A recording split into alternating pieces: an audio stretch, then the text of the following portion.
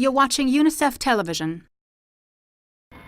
Arriving by helicopter in the remote Muzzafargarh district of Punjab in Pakistan, UNICEF Executive Director Anthony Lake and World Food Programme Executive Director Josette Sheeran witnessed firsthand the devastating impact of the recent flooding in Pakistan.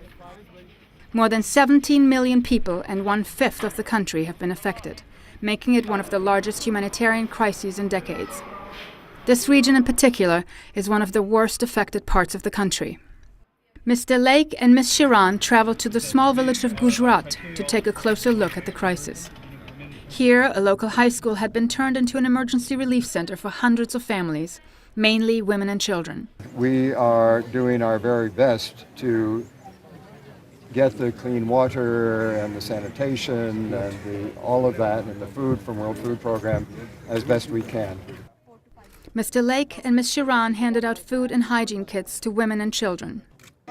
At the same time, brand new water storage tanks and a waste management system were being installed in the school, and health education sessions were being taught by female health workers. Nearly 8.6 million children, roughly 50% of the total affected population, have been hit by the flooding. Some 3.5 million children are at risk of contracting deadly waterborne diseases. Mr. Lake and Ms. Sheeran saw some severely malnourished babies in the medical room, with mothers who were unable to breastfeed, and babies who had been without food and water for days as they looked for relief from the flooding.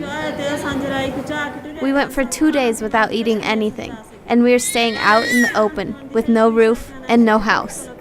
My daughter is also suffering. She has been too weak to nurse. Yet, in the midst of this devastating crisis, Mr. Lake and Ms. Sheeran were able to witness the resilience and remarkable spirit of many of the children who took great pride in showing their guests some of the drawings they had recently made. All the pictures of dolls, but these are dolls that they left behind. And so even if a small thing, they represent something that is heartbreaking in so many ways. They're meant To return the favor, Mr. Lake put on a show for them, using his famous eyebrow trick. Reflecting on his mission, Mr. Lake felt strongly that the international community needed to step up their support for the victims of this ongoing flood in Pakistan. This is Anya Barron reporting for UNICEF Television. For more information, go to unicef.org.